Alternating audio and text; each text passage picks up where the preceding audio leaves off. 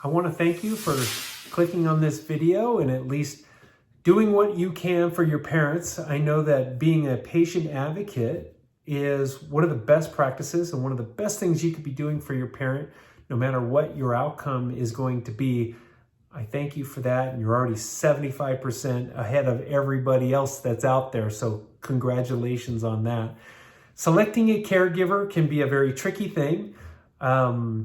I often will guide people to really understanding what your parent needs before or even getting to the what you need out of a caregiver. So you need some basic assessment. We help with that. But basically what you're going to do is you're going to go through and you're going to assess their fall history. You're going to assess how dangerous the house, and also if they're driving, do they have some diagnoses that are going to get in their way. There's some specific care options that are out there, thinking about mobility, thinking about dementia, thinking about if they've had any sort of elder abuse against them. These are all factors that are going to go into selecting the right caregiver. So once you know those things, you're going to want to find somebody who matches what you need, right? So this is kind of basic.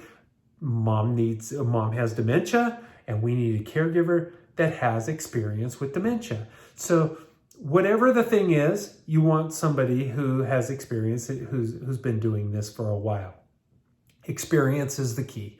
I always tell people that experience and friendliness are the two things that are really, really important. So when I'm interviewing people, I'll often ask them first, right out, why did you become a caregiver? How many years have you been a caregiver? And what types of places have you worked as a caregiver? To really, match what my specific needs are against what they've specifically done. What is their schedule? What type of schedule do I need for my loved one? And do they match?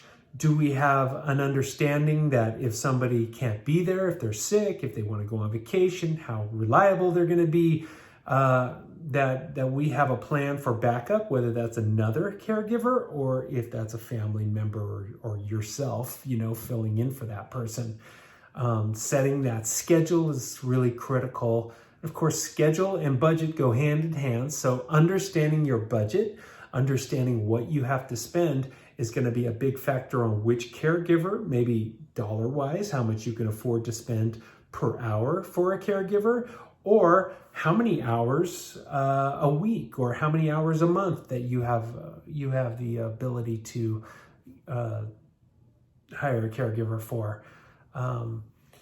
Questions that I ask a caregiver is, I mentioned how long and those experience questions. I also will often ask people about, tell me about a time blank. Tell me about a time you worked with somebody with dementia. Tell me about a time where you worked with somebody with limited mobility. Tell me about a time that you worked with somebody on hospice. You fill in that blank and you're going to get a more descriptive answer. You're going to get an open-ended answer, which is what you're looking for. Don't be afraid to counter some of those answers that they're giving you back. My go-to question that I always ask people is, what were your 3 proudest moments as a caregiver? And often they can rattle off 1 pretty easily, maybe 2, but they sometimes struggle with 3. Don't let them off the hook. That's the most important answer that they give you.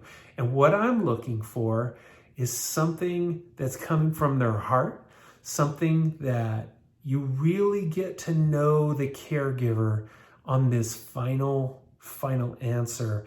And if that's the person, if they said, well, I did this, I won an award, I did I was able to get this award from my home care agency, and I was really proud of that award, then that's somebody who's going to be motivated by awards. If it was something just very heartfelt, service-oriented, those are the people I like to find, and those are some of the answers that I think you're going to find through our agency.